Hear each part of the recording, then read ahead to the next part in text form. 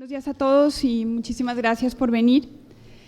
Gracias a Casa de América por su habitual generosidad en acogernos. La noticia de la publicación de un nuevo libro de Mario Vargas Llosa no se podría dar en otro lugar en Madrid que no sea esta casa, la Casa de América Latina. Aunque a primera vista no lo parece, La llamada de la tribu es una autobiografía intelectual de Mario Vargas Llosa. La diferencia con libros como El pez en el agua es que aquí el protagonismo no lo tienen las vivencias del autor, sino las lecturas que moldearon su forma de pensar y de ver el mundo en los últimos 50 años. Al igual que lo hizo Edmund Wilson en Hacia la estación de Finlandia, rastreando la evolución de las ideas que forjaron el socialismo hasta detonar la Revolución Rusa, el Nobel peruano ha hecho una cartografía de los pensadores liberales que le ayudaron a desarrollar un nuevo cuerpo de ideas después del gran trauma ideológico que supuso, por un lado, el desencanto con la Revolución cubana y, por el otro, el distanciamiento de las ideas de Jean-Paul Sartre, el autor que más lo había inspirado en su juventud. Como el mismo autor lo recuerda, en el capítulo introductorio del libro, su interés por la política llegó muy pronto, a los 12 años, cuando el general Manuel Aodría le dio un golpe de estado al presidente José Luis Bustamante y Rivero, pariente de su familia materna. Desde entonces se vio inevitablemente envuelto en la deriva de la política peruana. Durante sus años universitarios en la Universidad de San Marcos militó en la célula comunista y luego, ya convertido en escritor, se entusiasmó y apoyó a la Revolución cubana. Él mismo fue a la isla en 1962 a cubrir la crisis de los misiles y compartió la común esperanza en una revolución que se proponía combatir las injusticias sin socavar las libertades individuales. Pero al enterarse de la existencia de la SUMAP y poco después del caso Padilla, supuso un fuerte desencanto. Si el socialismo y la libertad de expresión estaban condenados a reñir, Vargas Llosa optaría por la segunda. Las ideas de Adam Smith, José Ortega y Gasset, Friedrich Hayek, Karl Popper, Raymond Aron, Isaiah Berlin y Jean-François Revel, a quienes dedica cada uno de los capítulos de este libro, le fueron de enorme ayuda durante aquellos años de desazón, mostrándole otra tradición de pensamiento que privilegiaba al individuo frente a la tribu, la nación, la clase o el partido, y que defendía la libertad de expresión como valor fundamental para el ejercicio de la democracia. De eso trata este magnífico ensayo, La llamada de la tribu, que nos orgullecemos en presentar hoy.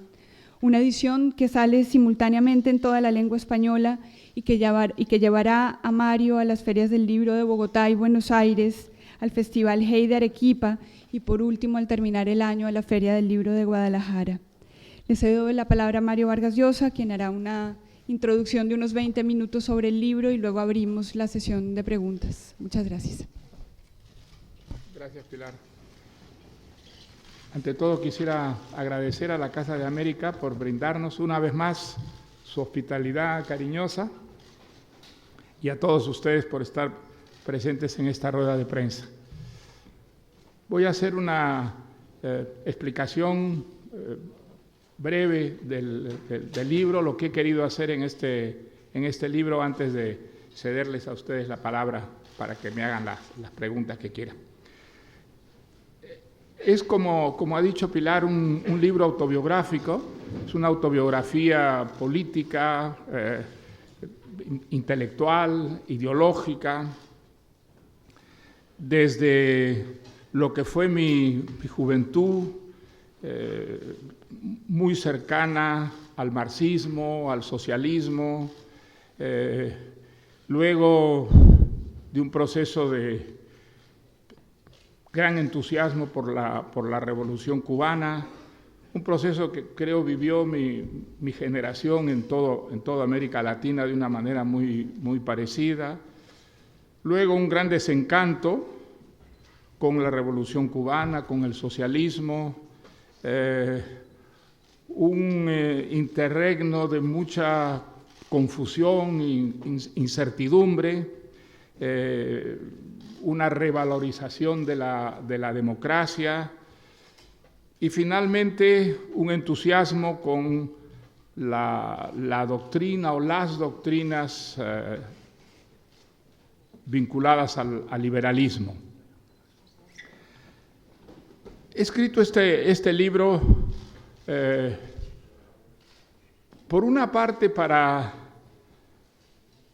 defender al liberalismo de las mentiras, de las calumnias, de las desfiguraciones que se han tejido respecto a esta doctrina, que yo creo está visceralmente unida a la idea de la democracia,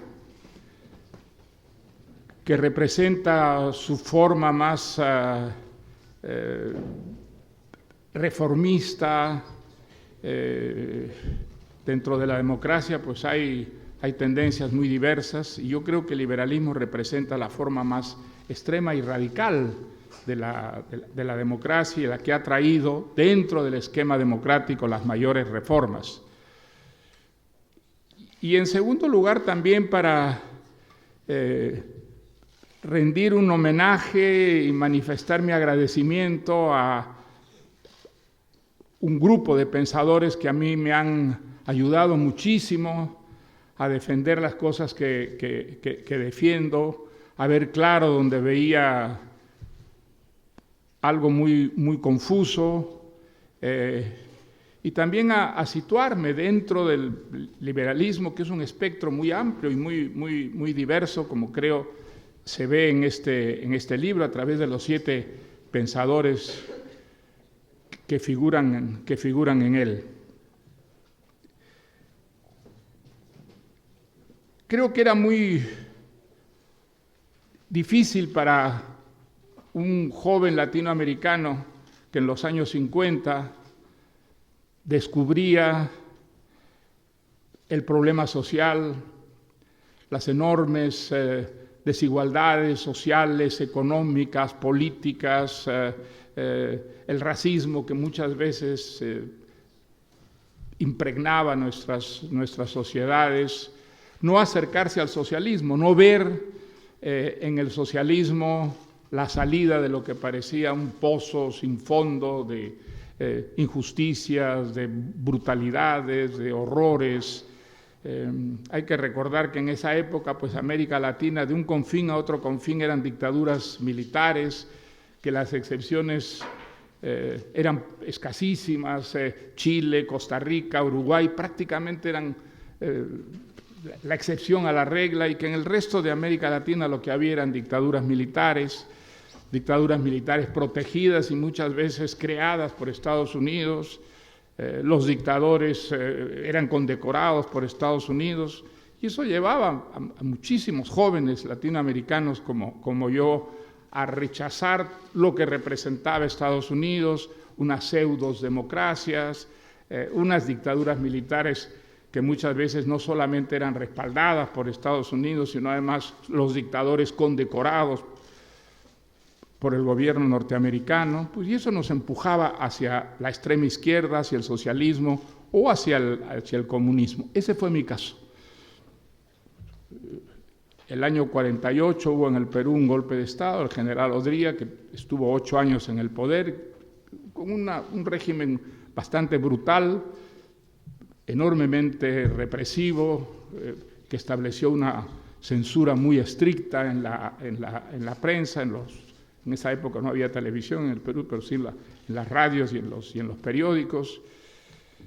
Y yo descubrí el problema social justamente un poco en casa, porque el presidente democrático, que fue derrocado por Odría, era un pariente de mi familia, de tal manera que en mi familia hubo siempre un rechazo muy fuerte a la dictadura militar de Odría. Yo leí en esa época un libro que a mí me marcó muchísimo, que se llamaba, ¿cómo se llamaba el libro de Jean Valjean? La noche quedó atrás. Era un libro de un comunista alemán que contaba sus experiencias durante el régimen hitleriano como comunista clandestino. Al final rompe con el comunismo, pero la historia de este militante heroico y del grupo, pues, de valientes que luchaban contra una dictadura feroz en condiciones dificilísimas. A mí me exaltó muchísimo y por eso tomé una de las decisiones que ha sido muy importante en mi vida, ir a la Universidad de San Marcos. En esa época había prácticamente 2 universidades en el Perú, la Universidad Católica, que era la Universidad de los Niños Bien, los niñitos pitucos. Eso ha cambiado mucho desde entonces, pero en esa época la Universidad Católica era eso, y la Universidad Popular,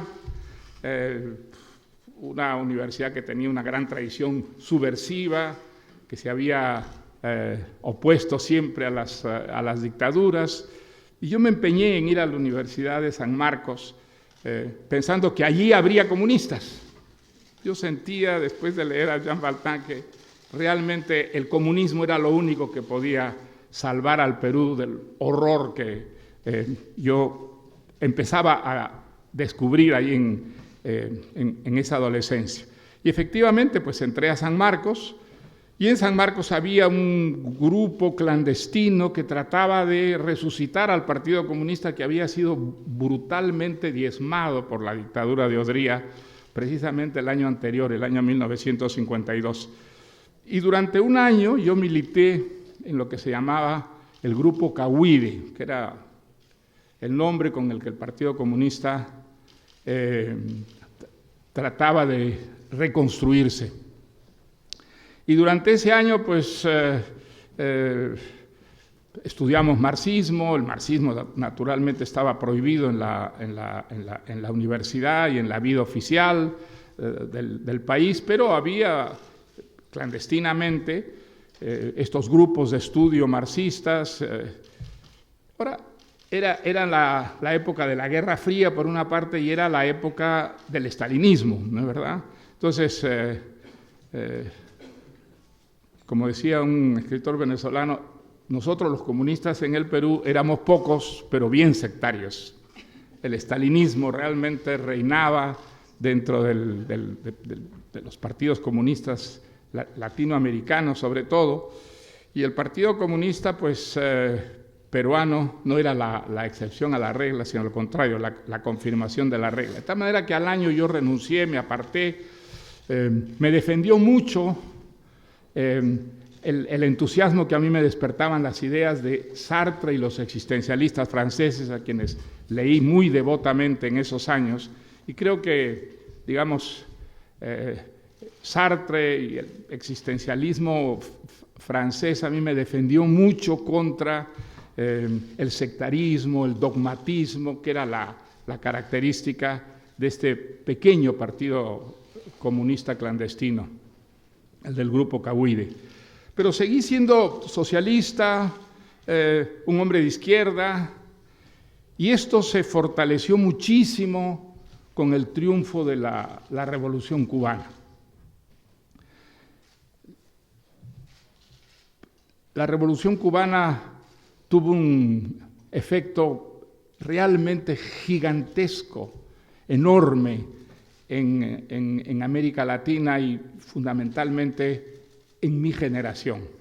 Ahí vimos en la Revolución Cubana, en la trayectoria heroica de los barbudos, en la Sierra Maestra, algo que creo todos buscábamos, un socialismo que sería no sectario, no dogmático, sino abierto, que permitiría en su seno la controversia, un socialismo en el que no habría una dirección estética determinada, sectaria, dogmática, sino que permitiría la discrepancia, la diversidad.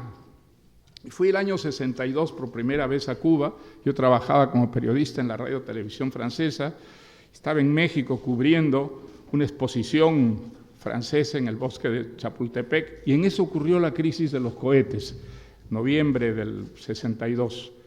Entonces la radio televisión francesa me mandó a Cuba, y yo quedé enormemente impresionado con ese pueblo movilizado que esperaba la llegada de los Marines, la invasión de los Marines, Me acuerdo que los aviones norteamericanos, los Sabres, pasaban rasando sobre el malecón de La Habana, donde había unos muchachitos, unos chicos muy jóvenes detrás de las Boca Chicas, que eran los cañones antiaéreos. Después me explicaron que las Boca Chicas estaban manejadas por jóvenes adolescentes, porque eran los que tenían mejor puntería. Bueno, y entonces realmente salí de esa experiencia cubana completamente entusiasmado. Y en los años 60 fui 5 veces a Cuba, los primeros con este entusiasmo intacto, pero luego, a mediados de los años 60, comenzó un cierto desencanto, sobre todo a partir de la creación de las UMAP, las unidades se llamaban militares de apoyo a la producción, que eran en realidad campos de concentración donde la Revolución Cubana pues confinó a antirrevolucionarios, los llamados gusanos, delincuentes comunes y homosexuales. Había un grupo de jóvenes que eran poetas, pintores, bailarines, hombres y mujeres, y entre los que había muchos homosexuales, que se llamaba El Puente, grupo con el que yo tuve bastante relación, que dirigía un poeta que se llamaba José Mario. Y muchos de estos muchachos y muchachas fueron víctimas de las UMAP, fueron enviados a estos campos de concentración.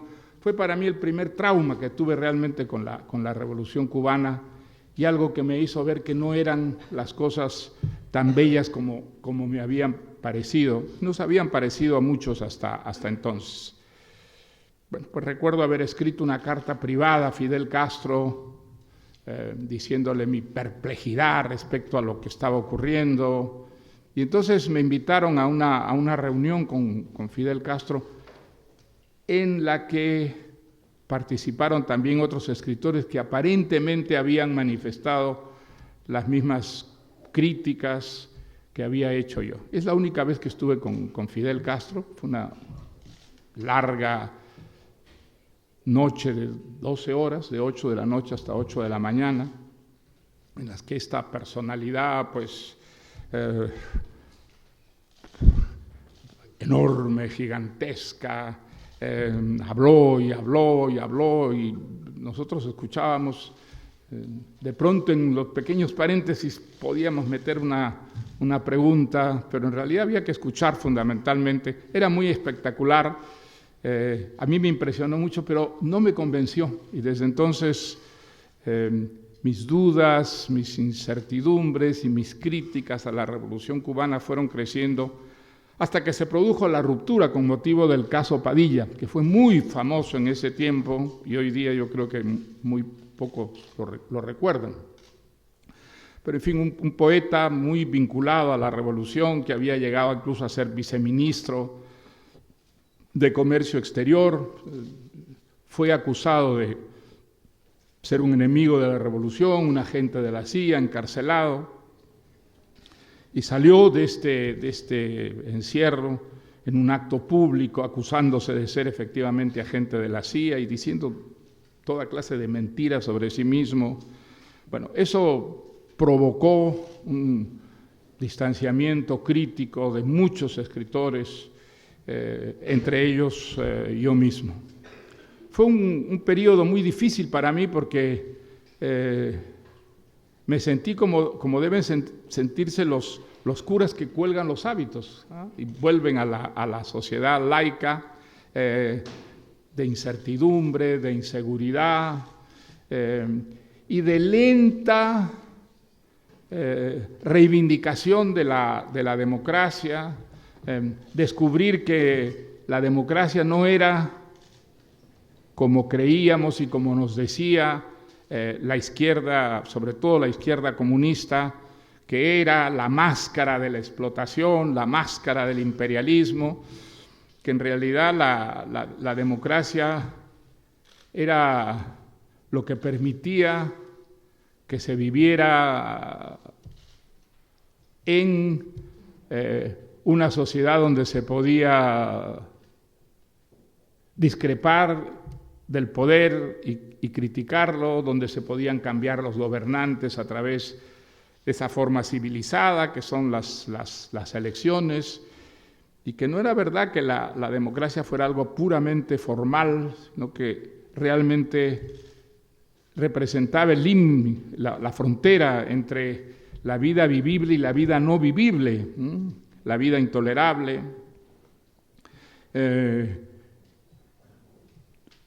Durante los años 60 yo viví ese proceso de reivindicación de la democracia.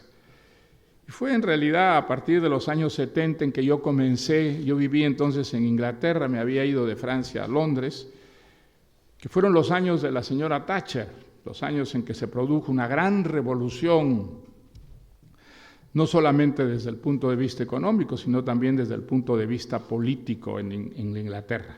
Es una experiencia, los 11 años de la señora Thatcher en el poder, que yo viví desde adentro, desde Londres mismo, y que a mí me empujó a leer fundamentalmente a los pensadores que aparecen en este libro.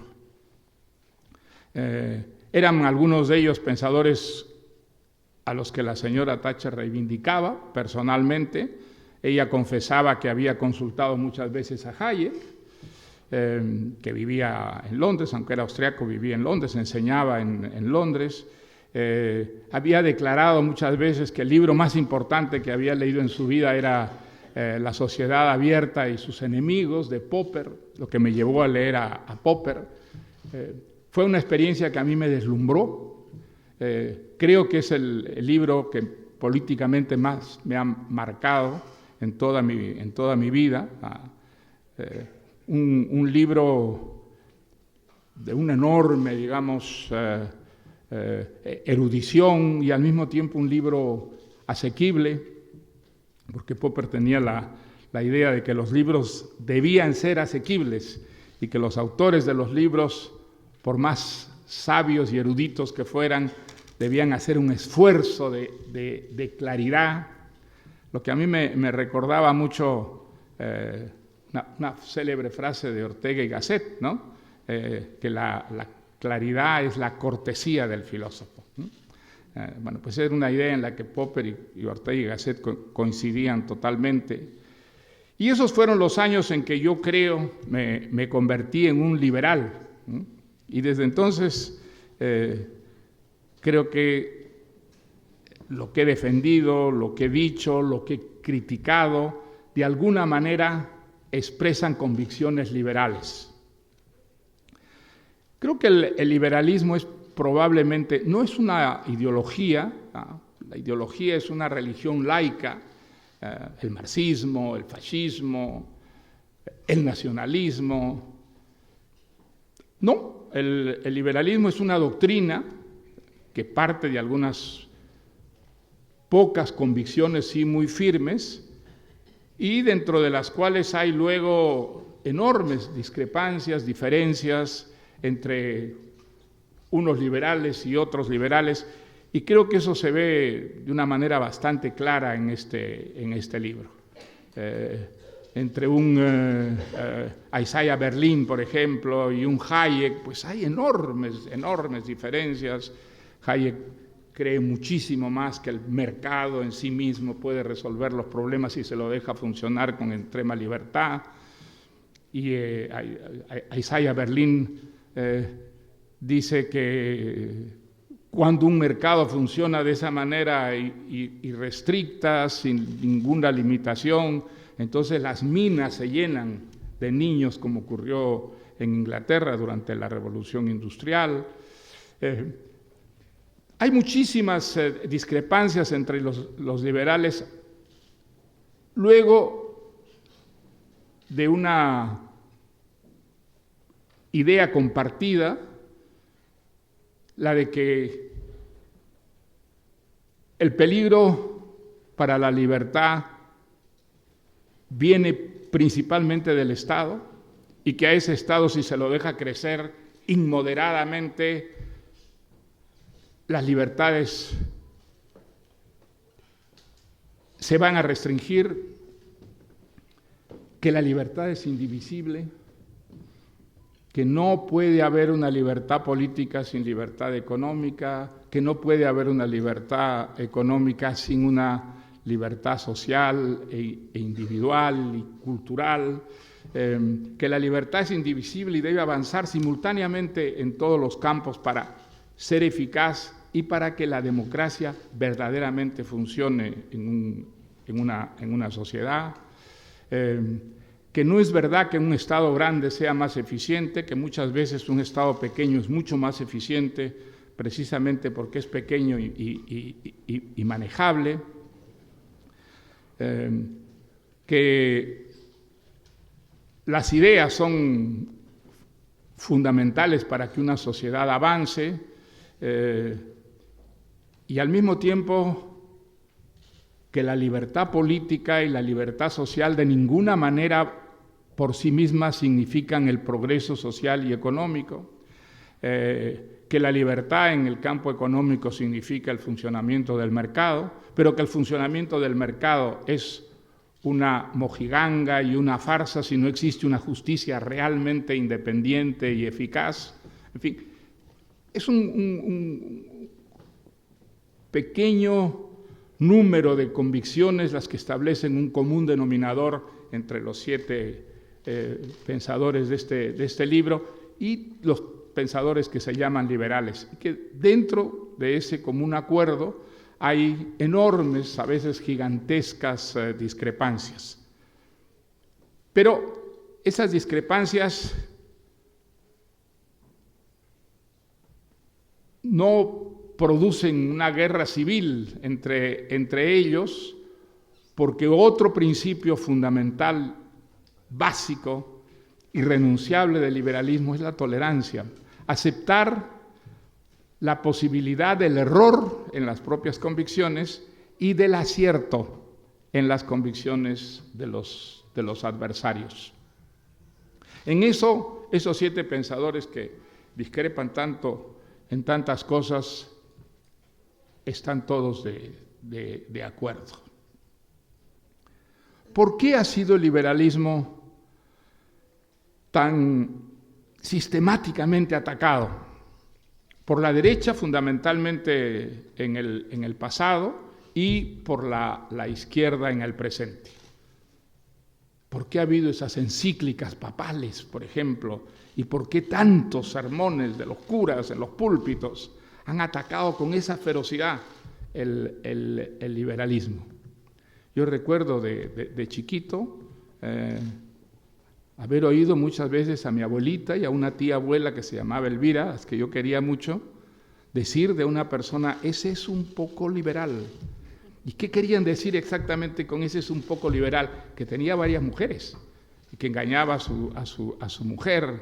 Esa era la idea que venía de los púlpitos fundamentalmente y que impregnó a muchísima gente y las llevó a desconfiar del liberalismo y a pensar que el liberalismo era una doctrina que llevaba al ateísmo y que llevaba a conductas inciviles.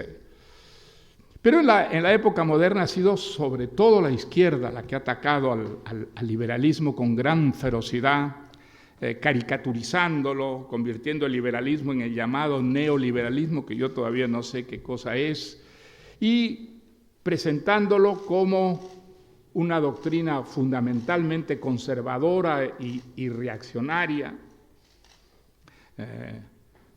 Bueno, pues yo insisto mucho, por ejemplo, en un ensayo de Hayek que se titula ¿Por qué no soy conservador?, que establece muy claramente las diferencias entre un conservador que cree que el modelo de sociedad está en la tradición y en el pasado, y un liberal que cree que el modelo de sociedad ideal está en el futuro y hay que construirlo poco a poco a través de reformas que serán siempre mediatizadas porque son reformas que se hacen en un marco de libertades y en las que inevitablemente habrá concesiones que hacer porque es el principio mismo de la coexistencia democrática en una sociedad.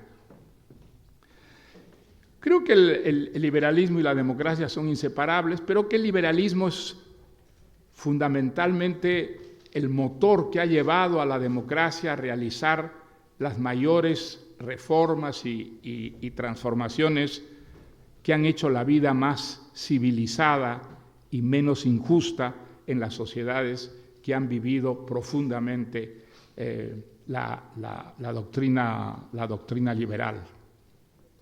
Los derechos humanos, la separación de la Iglesia y el Estado, las grandes reformas sociales, la creación de sindicatos, la idea básica del liberalismo, que es la igualdad de oportunidades, que haya un mismo punto de partida y que esto se consiga en una sociedad libre donde habrá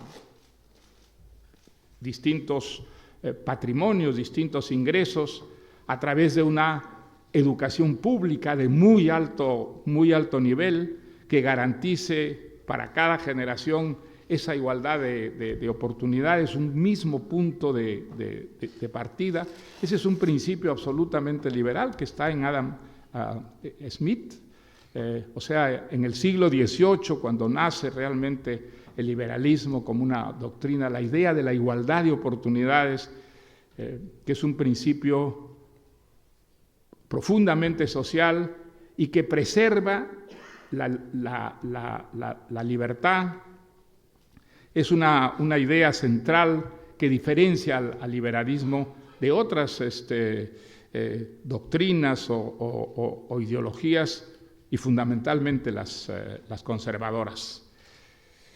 Bueno, veo que me he excedido un poco en la presentación y entonces les voy a ceder ahora la palabra y quizá en las preguntas y respuestas pueda extenderme un poco más y referirme a otros aspectos que creo tiene este libro. Así que ahora les cedo la palabra. ¿Sí?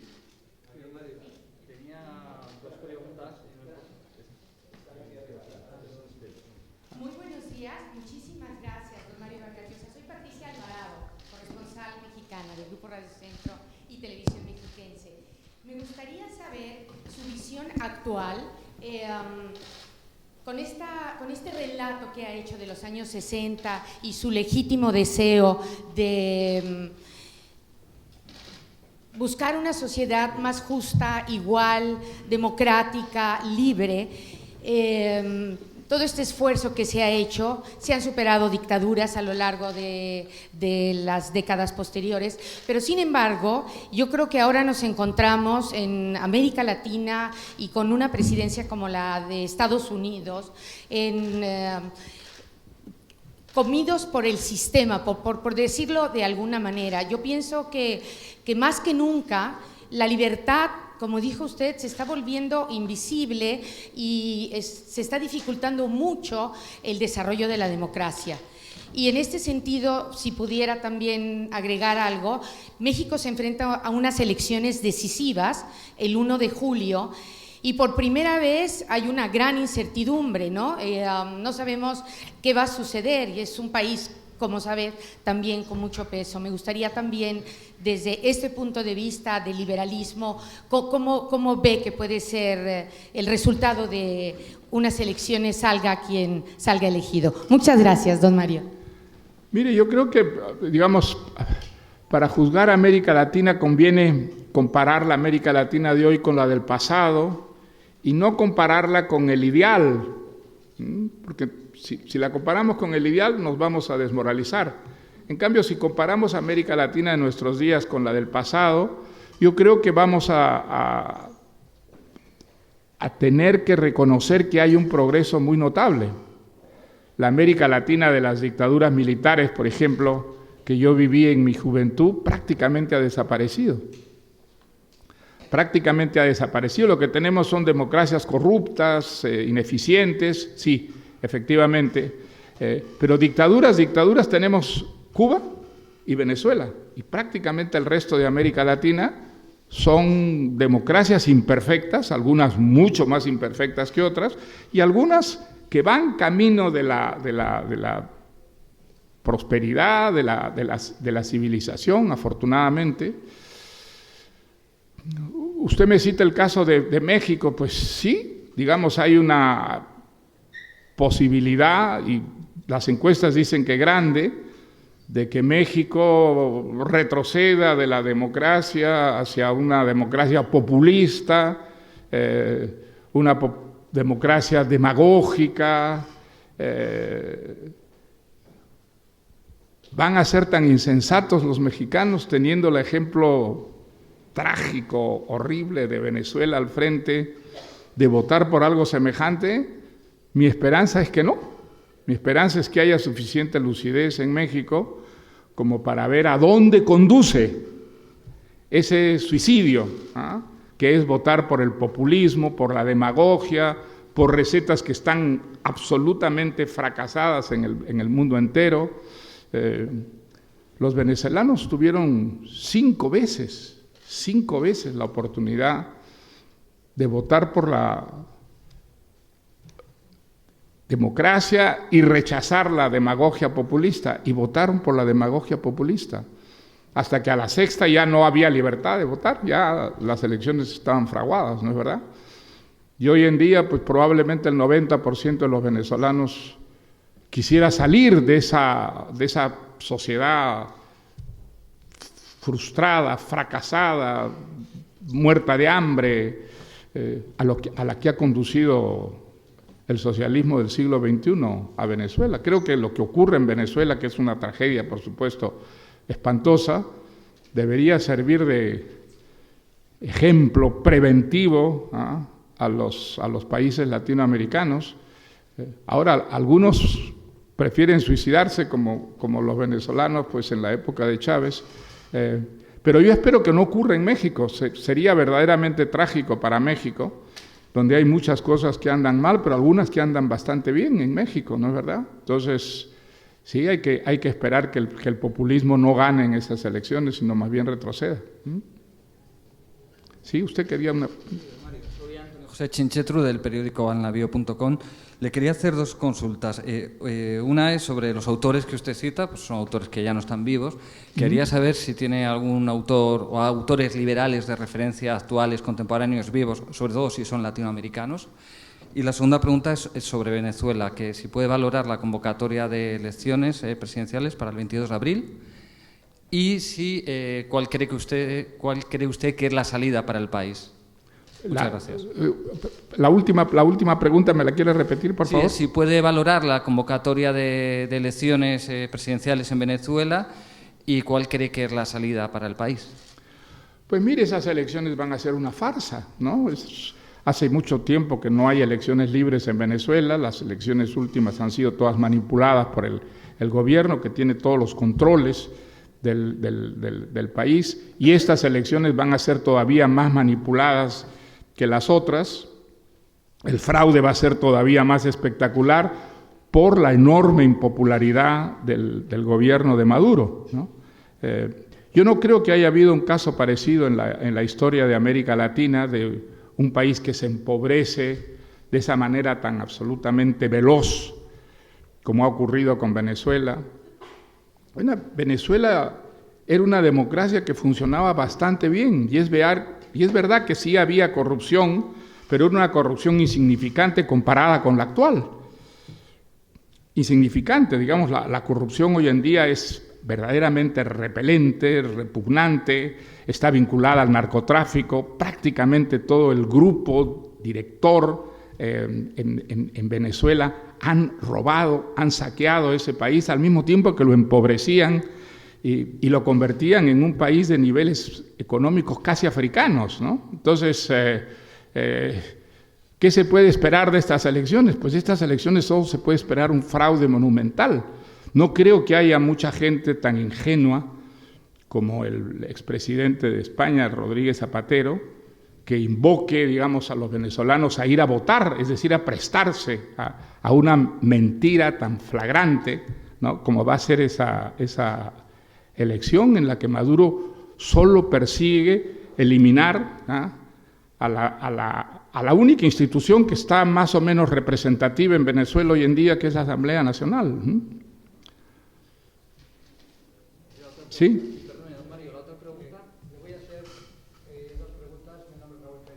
Un poquito más alto, por favor, que no le oigo bien. Hola, perdón. Sí, soy Javier Torres, trabajo en la cadena SER, aquí al fondo. Sí.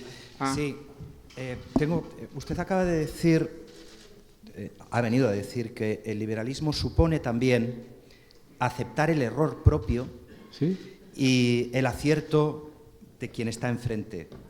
Me pregunto cuál es el error que usted considera que ha cometido o que comete el liberalismo y cuál es el acierto de quienes están en contra del liberalismo. Gracias. Mire, todas las grandes reformas sociales que se han hecho en democracia tienen un perfil liberal. La idea de la igualdad de oportunidades, por ejemplo, la idea de que en cada generación un Estado debe garantizar sin limitar ni destruir la libertad, un mismo punto de partida, es una idea liberal y es la idea que está detrás de las sociedades que más han progresado en la justicia social dentro de la democracia. Esa es una idea liberal, esa es una idea que está en Adam Smith, el padre del liberalismo. El reconocimiento de la condición de la mujer discriminada, ciudadana de segundo nivel en las sociedades democráticas, que ha impulsado el movimiento feminista, hoy día en el primer plano de la actualidad, es una idea liberal. El liberalismo defiende, entre otras cosas, el individualismo, defiende el derecho de los individuos de elegir su propio destino, de ser lo que auténticamente quieren ser, el combate contra el colectivismo, contra la idea de uniformar a una sociedad, o en función de la religión, o en función de la lengua, o en función de las costumbres, o en función de la tradición. La idea de que un ser humano puede y debe fabricar su propio destino, diferenciándose de los demás en todos los campos a los que su propia vocación lo empuje. Esa es una idea liberal y esa es una idea absolutamente fundamental de derechos sociales. La libertad de expresión, la libertad de prensa, el convivir en la diversidad, esa es una idea liberal. Esas son reformas que han hecho que la democracia signifique también la civilización, es decir, un progreso contra los prejuicios, contra los errores inveterados en una sociedad, libertad de prensa, el individualismo, el derecho de tener un destino propio, diferente, el reconocimiento de la vida sexual propia de los individuos. Esa es una idea liberal. Entonces, esas reformas que se han hecho en democracia y que han hecho que la democracia avance extraordinariamente desde el siglo XVIII y el siglo XIX y el siglo XX y el siglo XXI, son grandes logros de tipo liberal. Entonces, ahora los errores son enormes, desde luego. Es decir, las sociedades democráticas han incurrido muchas veces en vicios de tipo populista, sí.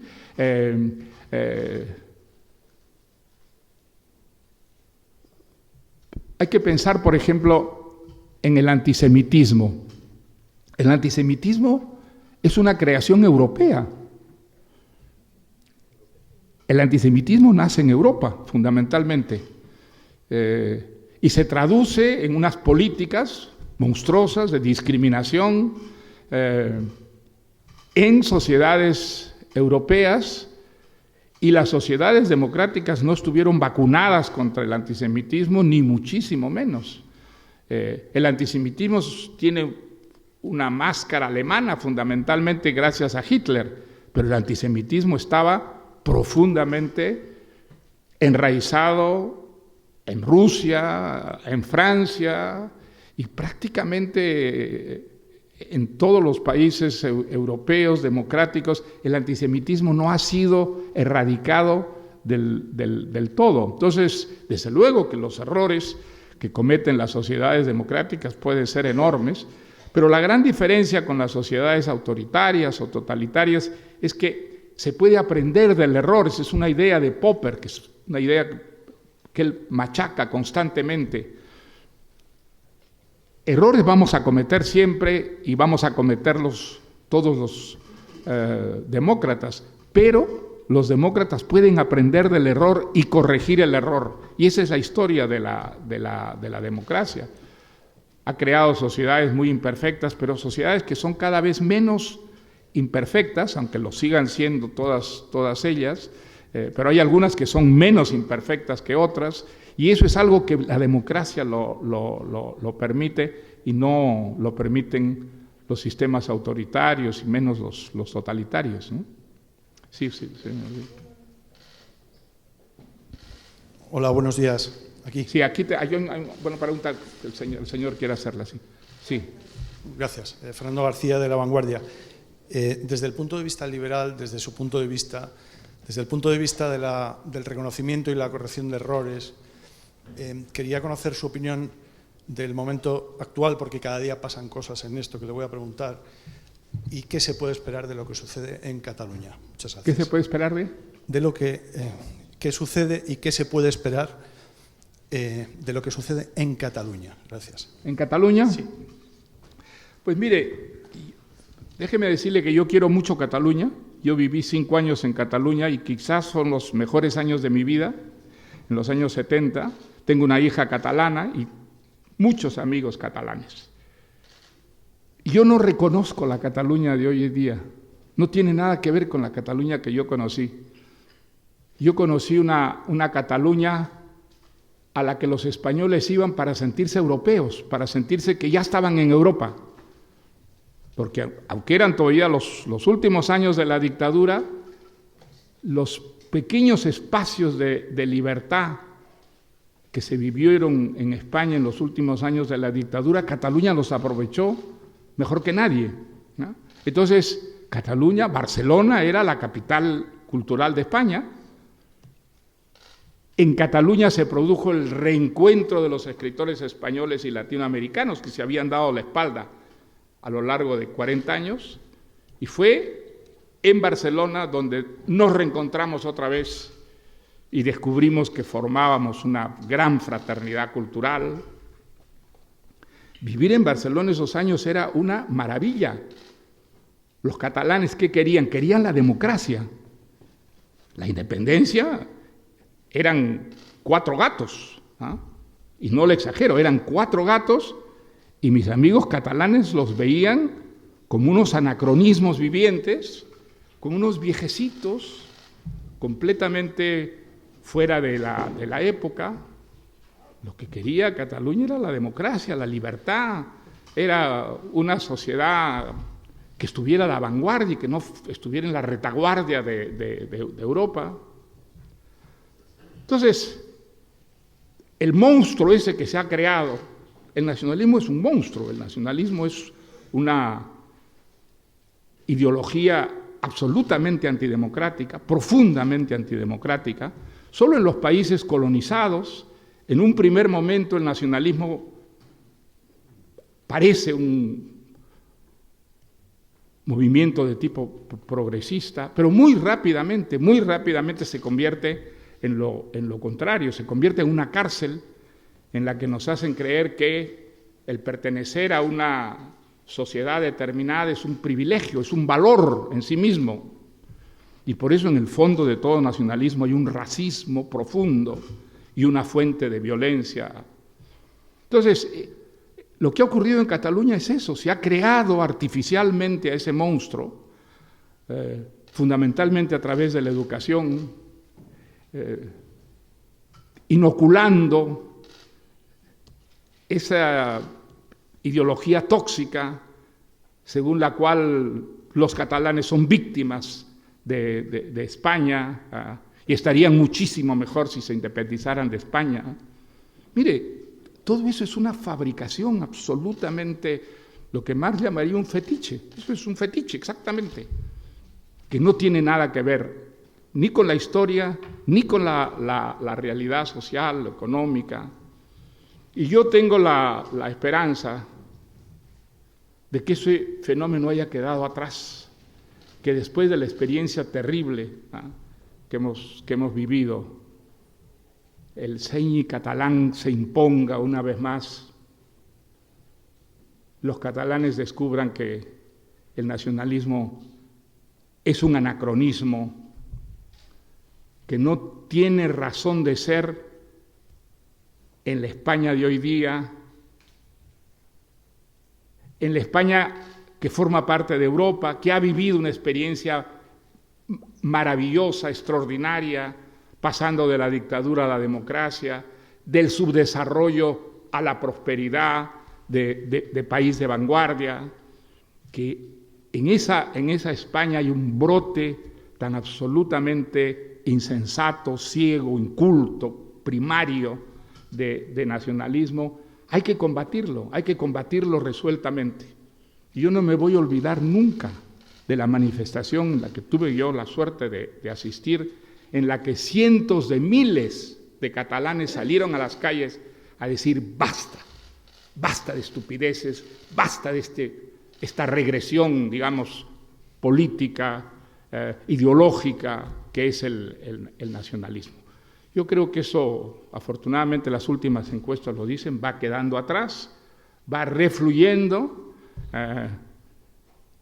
y mi esperanza es que Cataluña vuelva a ser otra vez la vanguardia de España, la vanguardia ideológica, cultural, social, como parecía serlo pues, los años que yo viví allí, ¿no? Sí. Buenos días, Mario. Ramón García Pellegrín, cadena COPE de Radio. Quería hacerle dos preguntas, ¿sí?, muy directas. Una es, al paso que vamos, ¿qué legado en lo social, en lo político, en lo cultural vamos a dejar a nuestros hijos? ¿Cómo lo ve? Y por otra parte, hemos asistido en las últimas semanas a dos capítulos preocupantes, como una obra de arte retirada de Arco, por primera vez en 37 ediciones, se retira, una obra de arte por presiones de IFEMA, y el secuestro de un libro por parte de una juez. ¿Está la libertad de expresión de alguna manera amenazada en España? ¿Le preocupa esos capítulos que hemos visto de censura? Gracias. Me preocupan, desde luego. Yo creo que prohibir libros, prohibir cuadros, es absolutamente antidemocrático y hay que combatirlo con mucha convicción. Eso no significa que los cuadros prohibidos o los libros prohibidos sean grandes libros o sean grandes cuadros, ¿no? Desde luego que no, ni muchísimo menos. Pero la cultura debe manifestarse con toda libertad, aunque nos guste o no nos guste. El cuadro de ese señor no era un cuadro, era una estupidez, era una provocación, pero no había que prohibirlo. Pero qué locura prohibirlo. Le han dado un prestigio extraordinario, algo que no merecía tener semejante prestigio, ni muchísimo menos, porque era una pura y simple provocación, y había que dejarla, que estuviera allí presente. Y ese libro yo no lo he leído, pero desde luego que yo estoy contra la prohibición de todos los libros. Yo creo que los libros deben salir y si son provocaciones de talento, en buena hora, van a mostrarnos que el mundo es mucho más complejo de lo que creíamos, ¿no? Entonces, no debe haber censura, ese es un principio liberal básico. Debe abrirse la puerta de una manera tolerante a todas las manifestaciones del arte, del pseudoarte, también del pseudoarte, de la pseudoliteratura, también de la pseudoliteratura. No debe haber más censura que la sociedad en sí misma levante contra las imposturas, contra las falsedades, contra el pseudoarte o la pseudoliteratura. Sin ninguna duda. ¿Sí? Por fin, usted no puede, hace rato que quiere hacer una pregunta. Dele el micro al señor, por favor. Bueno, Paola del Vecchio del Messaggero, buenos días. Quisiera preguntarle si considera una llamada de la tribu la vuelta a las elecciones próximas, la vuelta a las próximas elecciones en Italia de Berlusconi, si le preocupa que pueda ganar las elecciones y qué podría significar para Italia y Europa después del Brexit con la deriva xenófoba de los partidos de los países del este europeo. Y luego, si pudiera decir algunas palabras sobre la persona a la que está dedicado este libro, que está presente hoy aquí también. Pues Gracias. mire, las elecciones de Italia, el resultado parece que va a ser catastrófico, ¿no? ¿Es verdad? Yo considero catastrófico que Berlusconi vuelva a tener un triunfo electoral, pero es para echarse a llorar realmente, ¿no es cierto? Ahora, si son elecciones libres, y eso es lo que quieren los italianos, ¿qué mal debe andar Italia cuando los italianos están dispuestos a elegir una vez más a Berlusconi? Un personaje que es grotesco, un personaje payaso. Algo hizo bien Berlusconi, algo debe haber hecho bien seguramente, por lo menos desde el extranjero no se lo ve cuando los italianos están dispuestos a votar por él. He visto que hay un 40% según las encuestas italianos que votarían por Berlusconi. Es decir, qué mal tiene que estar el país, qué tristeza, ¿no es verdad? Que un país tan extraordinario como Italia, con ese pasado tan rico, lo civilizada que es Italia, que a la hora de votar los italianos voten por Berlusconi. Pues bueno, es para echarse a llorar, pero si eso es lo que quieren, pues hay que respetar, ¿no es cierto?, el resultado de las elecciones. Nosotros creemos en las elecciones, y si son elecciones libres, pues hay que resignarse y llorar, ¿no? ¿Y a quién está dedicado el libro? ¿Cómo? Te pregunta a quién está dedicado el libro. No te oigo. Que te pregunta que si puedes decir algo de a quién está dedicado el libro. A Gerardo. El libro está dedicado a Gerardo Bongiovanni, que está presente. Gerardo Bongiovanni es un liberal cabal, un liberal argentino, asómbrense, hay liberales en Argentina también, y él desde que yo lo conozco está empeñado en una lucha extraordinaria y además muy eficaz difundiendo las ideas liberales. Él ha creado grupos, instituciones de tipo liberal en toda Argentina y afortunadamente para América Latina y para España también trabaja desde hace algunos años estimulando la creación de institutos y fundaciones que promueven las ideas liberales. Yo he aprendido mucho de Gerardo y por eso le he dedicado este libro, con todo mi cariño y mi admiración. Sí, ahora sí, por fin. Le hago dos preguntas. La primera, usted dice que el liberalismo tiene tiene muchos colores, digamos. Sí. ¿En qué color se ubica usted, en la derecha o en la izquierda? Y la segunda pregunta, ¿por qué siempre los liberales de derecha desmantelan los estados de bienestar, como en el caso de España? ¿Cómo dice? ¿Por qué los liberales de derecha desmantelan el estado de bienestar, como ocurre en el caso de España, y utilizan los estados para hacer sus políticas liberales que generalmente no benefician a la mayoría de la población? Gracias. ¿Hay liberales en España? ¿Usted está seguro? Pues eso dicen los que están en el gobierno, que son liberales. Mire, no es verdad. Hay un partido que se ha declarado liberal, que es Ciudadanos, y que no está en el poder. Ellos se han declarado liberales, ellos eran socialdemócratas y en un congreso han decidido moverse hacia el liberalismo, lo que desde mi punto de vista es un gran progreso ideológico para ciudadanos. Pero que yo sepa, en el poder no hay ningún partido liberal. Pues si no lo dicen, actúan como tales. Pues usted tiene una idea muy prejuiciosa del liberalismo. El liberalismo no combate el estado de bienestar. Depende qué es lo que llama usted estado de bienestar. Si el estado de bienestar es un estado en el que la actividad social la monopoliza el Estado y el Estado a través de dádivas pretende crear una sociedad más o menos igualitaria, y yo no estoy de acuerdo con ese estado de bienestar, porque ese estado de bienestar no funciona en ninguna parte. En ninguna parte ha funcionado un estado de bienestar de esa índole, de esas características. Mire, el estado de bienestar, ¿en qué consiste? En que haya, por ejemplo, una jubilación, que haya unos seguros médicos. Todas esas son iniciativas liberales. Dentro de la democracia es el liberalismo el que ha, digamos, promovido ese tipo de instituciones y de principios. El liberalismo acepta que en la sociedad haya sectores que no estén en condiciones de valerse por sí mismos y que esos sectores sociales deben recibir de todas maneras una ayuda. Ahora, la mejor ayuda la considera el liberalismo, no aquella que viene a través del Estado, sino aquella que promueve la propia sociedad civil. Y entonces,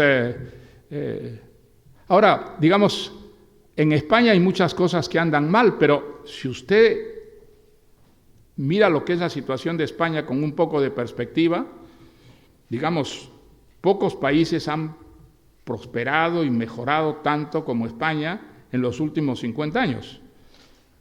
Cuando yo llegué a España como estudiante para hacer un doctorado en la Complutense el año 58, España era una dictadura subdesarrollada, una dictadura muy severa, como las peores de América Latina, y era una sociedad muy pobre, pero muy pobre. Usted salía de Madrid y se encontraba con pueblos con niños descalzos, y usted iba y ya no le digo nada, si iba a Andalucía, por ejemplo, o a Extremadura, lo que usted veía de pobreza allí era una pobreza sudamericana, subdesarrollada.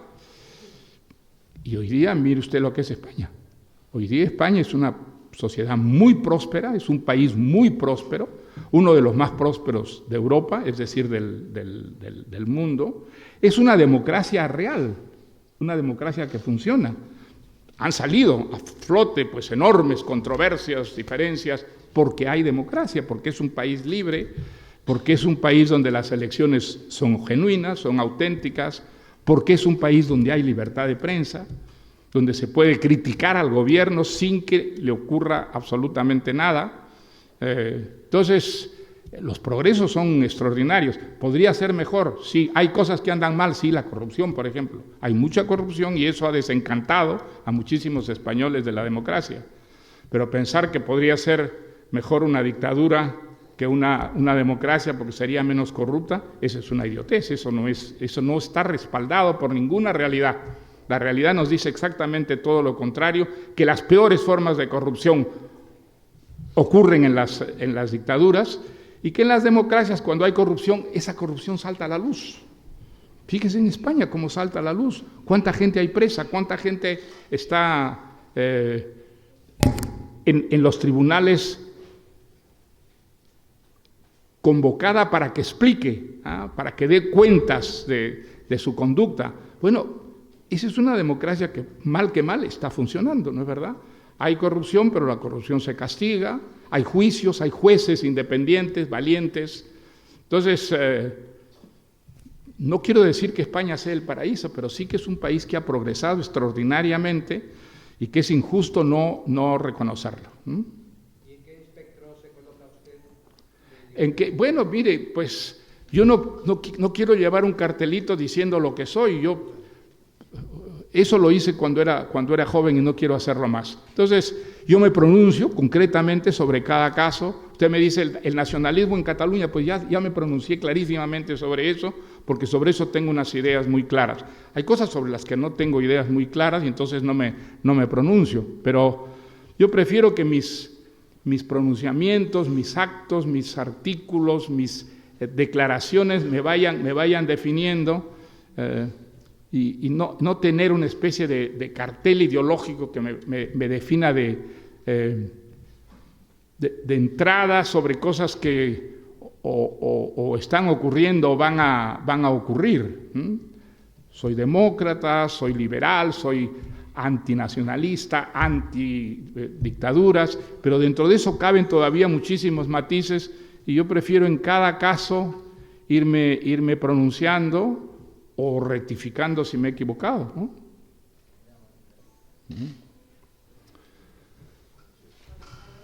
Buenas tardes. Ángela Núñez, de Radio Nacional. Un poquito más alto, por favor. Ángela Núñez, de Radio Nacional. 2 preguntas. La primera, ¿usted considera que el liberalismo es el principal promotor de la democracia y de la defensa de las democracias y el pensamiento que más ha hecho por los derechos humanos? ¿Cómo se explica entonces que en América Latina la mayor parte de los muertos y de las víctimas de las represiones hayan sido miembros de la izquierda y de los partidos, de los movimientos sociales de base? Esa es la primera pregunta. Y la segunda, retomando la pregunta de un compañero, ¿por qué no hay ninguna alusión a ningún pensador liberal latinoamericano? Y si es que no lo hay, ¿por qué no hay liberalismo o pensadores liberales en América Latina? Sí hay liberales en América Latina. Yo lo digo en el prólogo. Y digo que hay muchos más pensadores liberales de los que aparecen en este libro. Simplemente en este libro aparecen los que a mí me han marcado más. A mí me han marcado fundamentalmente esos 7, pero sería ridículo pensar que solo hay 7 pensadores liberales. Hay decenas de pensadores liberales y algunos muy, muy, muy importantes. En América Latina hay menos que en otras partes, eso es verdad. El liberalismo no, aunque hay partidos liberales que existen en América Latina desde hace mucho tiempo, el liberalismo no prendió nunca de verdad, ¿no es cierto? Hubo partidos liberales que eran tolerantes, que creían en una sociedad laica, que luchaban por separar a la Iglesia del Estado, pero desde el punto de vista económico, por ejemplo, no hubo realmente liberales importantes, y esa es una de las razones por las que las democracias en América Latina fueron muy frágiles, muy transitorias y fracasaron. Pero de ninguna manera yo pretendo que estos 7 liberales sean todos los liberales que han pensado en el mundo, ni muchísimo menos. Mire, lo que usted dice de América Latina no es verdad, no es, digamos. Sí, hemos tenido muchas dictaduras que se pueden llamar de derechas, sí, desde luego. Las dictaduras militares. Ahora, si usted piensa lo que ha significado Cuba, por ejemplo, la destrucción de un país por el socialismo, la pobreza que vive Cuba, que hoy día es el destino del 99% de la población cubana, lo que ha significado la izquierda en el poder de demagogia, de empobrecimiento de sociedades que eran ricas. Por ejemplo, fíjese lo que ha sido el peronismo para la Argentina, ¿no? La Argentina era un país enormemente próspero, era un país culto, muy culto. Mucha gente ya ha olvidado que Argentina fue el primer país en el mundo en erradicar el analfabetismo, el primero. Tuvo un sistema de educación en el siglo XIX que era ejemplar, que el mundo entero, así como hoy día se quiere imitar a Finlandia, se quería imitar a Argentina, porque el sistema de educación era absolutamente extraordinario. Y fíjense el peronismo en lo que ha convertido a Argentina, en un país pobre, en un país caótico, en un país al que hay que hacer, digamos, esfuerzos verdaderamente gigantescos para reconstruirlo y reconvertirlo en un país moderno. Está ocurriendo afortunadamente hoy en día. Pero Pensar que en América Latina ha sido solo la derecha la responsable de los grandes, digamos, desastres sociales, políticos, es injusto. Están muy repartidos, digamos, esas responsabilidades. Y en última instancia, importa poco esa estadística, ¿sabe? Lo que importa es salir, avanzar, progresar. Y eso está ocurriendo en muchos países latinoamericanos, afortunadamente está ocurriendo. Fíjese usted, Centroamérica es la primera vez en su historia que no hay guerras en Centroamérica, la primera vez en su historia. No hay guerras, hay gobiernos, en todos los países centroamericanos hay gobiernos elegidos, no diremos democráticos, no son muy democráticos, pero son gobiernos elegidos a través de esa fórmula civilizada de elegir a los gobernantes, que es una votación. Eso es un gran progreso sobre el pasado, ¿no? Y la democracia va ganando terreno en algo que es muy importante, que es las sociedades mismas, ¿no? Las sociedades, pues antes no creían en la democracia. Cuando yo era joven en América Latina, la democracia creían unos pocos y de boca para afuera, ¿no?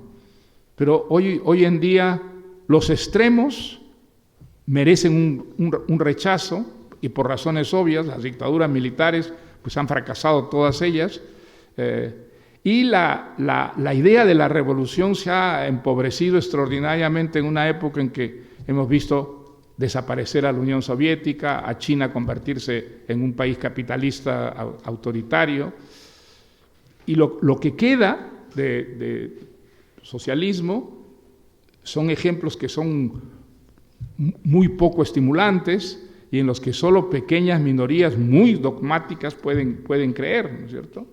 Entonces, eso le ha abierto a la democracia unas puertas en América Latina que están detrás de esa desaparición de las dictaduras militares y de esa desaparición también de los frentes guerrilleros, que en los años 60, en los años 70, incluso en los años 80, pues estaban un poco en todas partes en el continente, ¿no?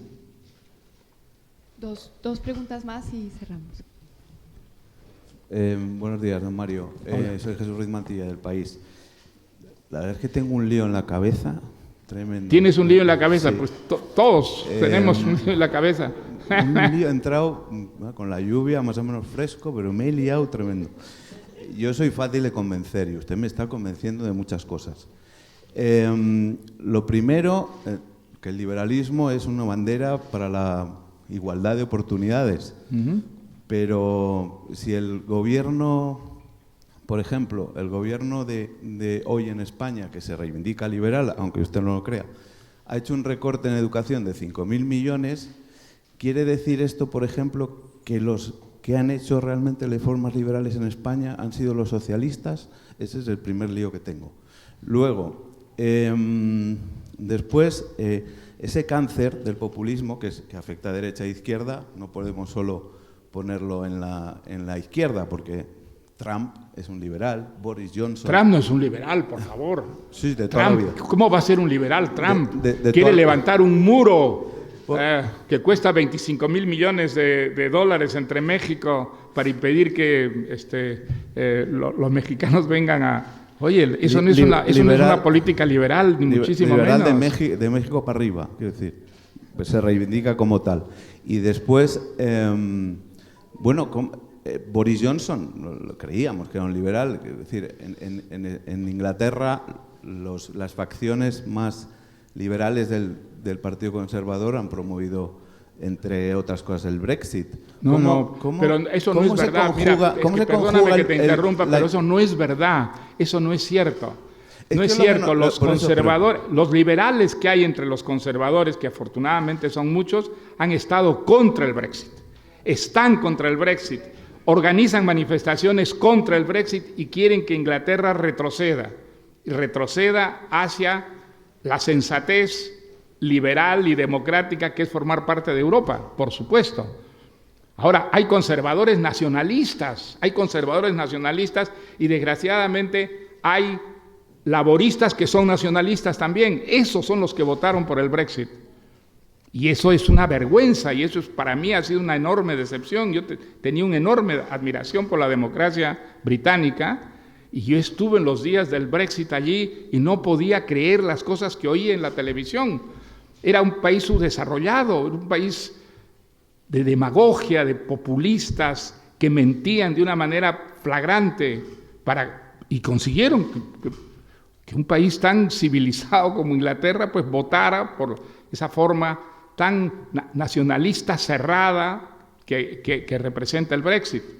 Pero hay una marcha atrás, clarísima. Hay una marcha atrás, afortunadamente, y yo no puedo descartar la posibilidad de que el Brexit quede como difuminado y anulado discretamente a la manera inglesa, pero que no prospere, algo que en primer lugar sería catastrófico para Gran Bretaña y que haría mucho daño a Europa también, ¿no? Pero digamos, decir que es una idea liberal la del Brexit es injusto, es muy injusto, eso no es cierto, ¿sabes? Pero bueno, presuntos liberales, pero es que digamos, a los liberales hay que juzgarlos por lo que hacen, no por el cartel que exhiben, ¿no? El partido de Somoza se llamaba el Partido Liberal en Nicaragua, se llamaba el Partido Liberal, y eso no significa que Somoza pues fuera un liberal, ¿no? ¿Sí? Soy Carlos Villanes de Correo de América. Los peruanos tendríamos muchas cosas de qué agradecerle y felicitarle. En primer lugar, sus novelas, que reflejan la cartografía de un país tan grande, costa, sierra y selva como el Perú. Sus obras de teatro en las que usted escribe y se sube al escenario.